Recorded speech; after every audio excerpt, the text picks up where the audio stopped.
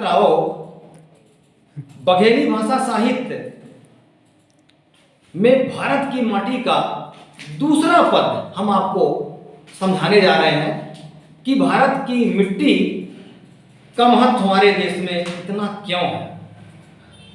कवि ने कहा है, या माटी साधु संतन केर खदान रही, देवी देवता और सतिन केर खरिहान रही।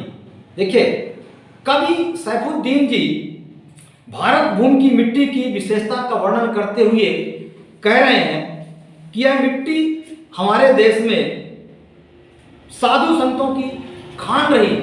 खान रही का मतलब हमारे देश में साधु संत पर्याप्त मात्रा में थे, जो हमारे देश का कल्याण करते थे। देवी देवता और सतिन केर खरिहान रही।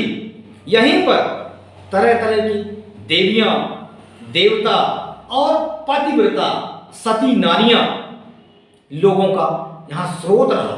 अर्थात हमारे देश में सत्यता ही सत्यता चारों तरफ उस समय दिखाई देती थी। कोई भी व्यक्ति गलत नजर नहीं आता था। ऐसे हमारे भारत देश में एक अच्छा माहौल था। पत्थरों का देवता मान लोलार लुटावागा, एकर पृथ्वी मां ताजमहल का शान रही। कवि यहां पर कह रहे हैं कि यहां पर पत्थरों को भी लोग देवता मानकर अपनी श्रद्धा लुटाते हैं, अपना प्यार लुटाते रहते हैं। ऐसी पृथ्वी में एकर पृथ्वी मां ताजमहल का शान रही।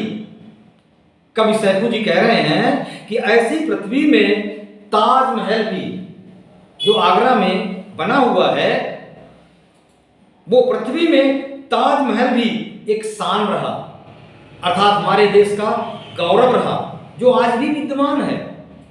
विश्व के 7वें आश्चर्य में हमारे देश का ताजमहल एक है, जिसे देखने के लिए दुनिया भर के लोग आते हैं।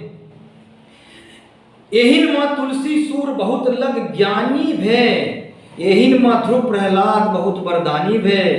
देखिए छात्रों, इसी पृथ्वी में तुलसीदास, सूरदास जैसे बड़े बड़े ज्ञानी कवि पैदा हुए, और इसी धरती में एहिन मां ध्रुव प्रहलाद, इसी धरती पर ध्रुव और प्रहलाद जैसे वरदान प्राप्त लोग भी हुए।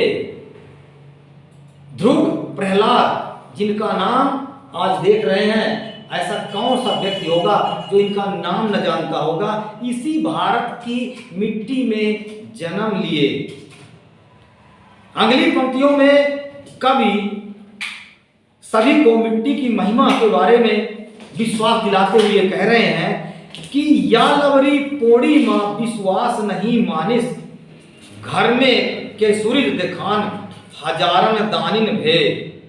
कवि यहां कह रहे हैं कि यहाँ के लोगों ने किसी प्रकार के झूठ में विश्वास नहीं माना, तथा देश के स्वराज्य प्राप्ति के लिए हजारों दानी पैदा हुए, जिन्होंने अपने देश को आजाद करवाने के लिए अपना तन मन धन सब कुछ समर्पण कर दिया, अपने आप को बलिदान कर दिया।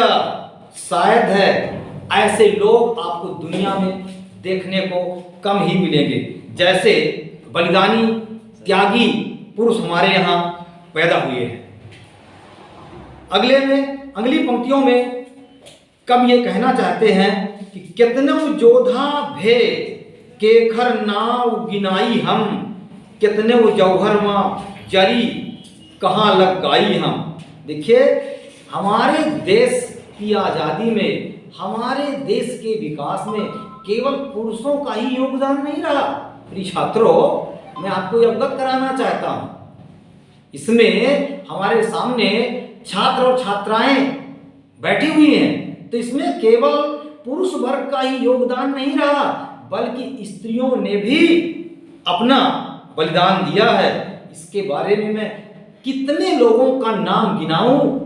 अनगिनत लोगों ने अपने देश को आगे बढ़ाने में, देश की स्वराज्य प्राप्ति के लिए अपने तन मन धन सब कुछ समर्पण कर दिए।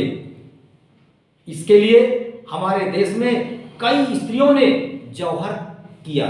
जौहर का मतलब होता है अपने आप अग्नि के हवाले कर देना, किंतु किसी दूसरे देश की या किसी दूसरे कौम की गुलामी ना करना।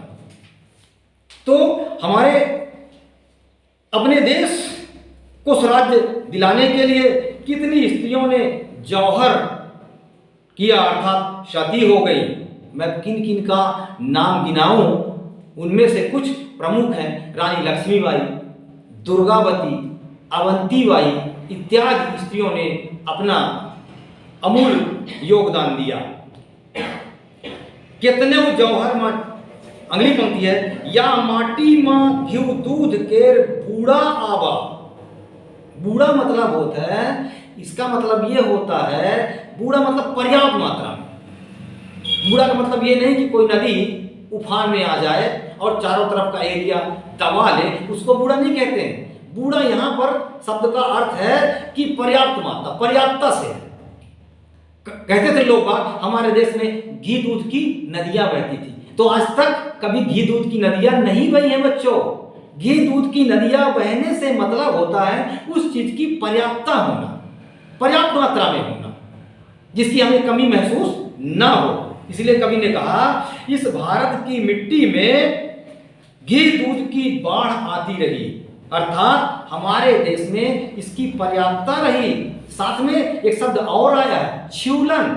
छिउलन मतलब पलाश का वृक्ष। गांव में लोग पहले कहा करते थे कि बेटा छिउलन में सुहारी फरती थी।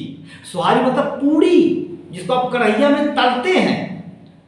तो इसका मतलब ये नहीं कि छुइला अर्थात पलाश के वृक्ष में पूड़ियां फरती थी, ऐसा नहीं था। उसका मतलब था कि हमारे देश में भोजन की पर्याप्तता थी, किसी बात की कमी नहीं थी।